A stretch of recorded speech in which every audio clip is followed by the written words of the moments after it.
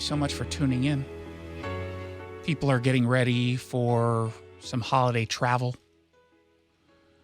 It's always a fun time around the holidays to go to airports, I find. You meet so many special people. And by special, I mean... That's one way of putting it. Special. Can't quite follow basic rules. Sometimes going up to the TSA table and security checkpoint, and sometimes sit there and I watch them, and it's like the first time they've ever been to an airport before. Oh, wait, I have to take off my shoes and my belt?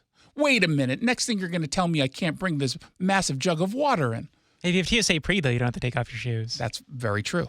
I watch the people. I go in the one that's next to the normal people line, and so I always overhear them. And I'm still, and even in the TSA pre-check, the funny thing is you'll get someone who says, wait, do I have to take off my shoes? Dude, you're the one who signed up for TSA pre-check. You spent $80 on this. You don't know why you did it? Yeah. Do I have to take out my laptop? What? Why are you asking that question? Seriously, what you signed up for this? What was it about TSA pre-check? Maybe just the shorter line. I don't know. It's not even all that time, all that shorter. That's the weird part about pre-check. It kind of depends on where it is you go. I saw this story that I had never heard of before, a concept I've never heard of that's happening on flights. And I think part of it is because of the way I fly. Not to rub it in your face, Jackson, but I fly at the front of the plane. You're by the bathrooms in the back. Just throwing that out. I'm usually in the cargo hold, actually. Well, that was one time for a work trip. I'm sorry. I apologized already. Don't put me in a crate. Well, what? We didn't have the budget. Fox News has a story that says when it comes to choosing seats on a flight, there's some travelers who make sure to book more desirable seats while others just wing it. Hence the term seat squatters. It's been circulating on social media, and it's what you call a flyer who robs seats that were assigned to others. And now I'm starting to get a better sense of what it is they're talking about, although in a slightly different way. They say Gary Leff, a Virginia-based travel industry expert and blogger, told Fox News Digital that the person holding the seat assignment on their boarding pass is entitled to that seat. Now, that may seem like an obvious answer, but here is a problem. Not everyone likes confrontation, certainly not on planes. And if you're seated in a seat that doesn't belong to you, and then the person comes by, sometimes one of two things happens. I oftentimes see the person say, wait, what? And then they do the check of their ticket, and then they look up, wait, no, it says 3D. Look, it says right there. Oh, this is 2. Okay, sorry, I thought this was 3. I'm in 2. Mm-hmm. Like that almost always happens. But every once in a while, the seat squatter, they don't want to move. They don't want to move, and they try to guilt trip you. And they'll say something along the lines of, I got all my stuff out. I'm seated right there. Do you want to get that middle seat? And say, like, I'm already here. Do we really have to do it? And it actually works on some people. They say, Gary says, flyers may not be able to get what they want from the airline when reserving seats, or the airline may want a fee for the seats they want and the passenger doesn't want to pay. So they'll try their luck on board. One traveler shared an experience on Reddit with the caption, "My first class seat squatter." That ever happens to me, there will be a confrontation. That's a bridge too far. I'm putting that out there now. If you want to steal Jackson's seat, go ahead. I'm not going to be all that upset. It gives us a story. You're going to steal my seat? Oh, no.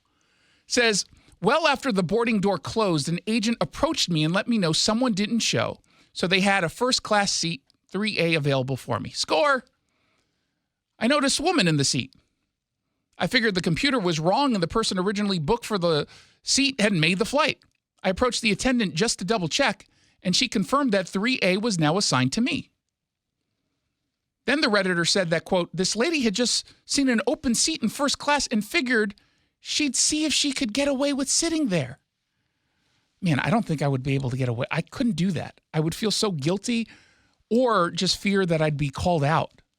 Yeah, like I wouldn't be able to enjoy it because I'd be just paranoid the whole flight. The whole time. Although I think probably if 15 minutes after takeoff, no one says anything, and they collect your drink order. I think you probably got a pass at that point. The Redditor went on to share that the woman ordered a beer while occupying the seat, which was later delivered to her, the rightful seat owner, and she gladly drank. They kicked her out. They ended up kicking her out. It doesn't always happen, though. When you get a flight attendant, the chances are 99% you're going to be moved.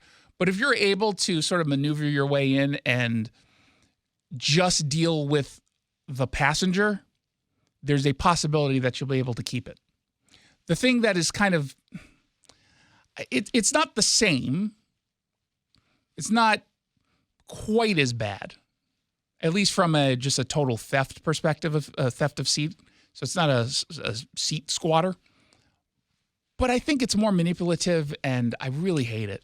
And I've talked about this before. It's happened to me one time, and I regret it and have regretted it ever since. I can't go to bed at night without thinking about the shame I felt because I was nice, quote unquote.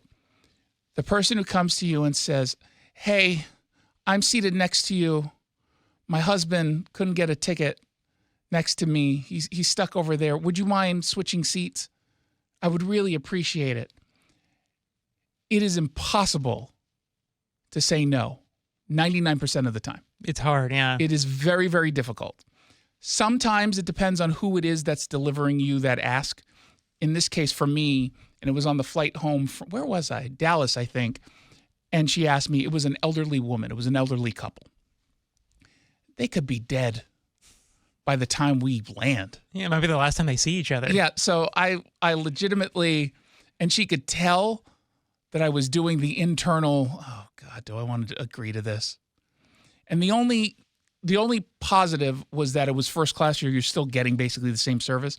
But I like to sit at the aisle. This was a window seat. Some people like window seats. I'm an aisle don't. guy too. Yeah, I'm aisle. Mostly because I drink so much.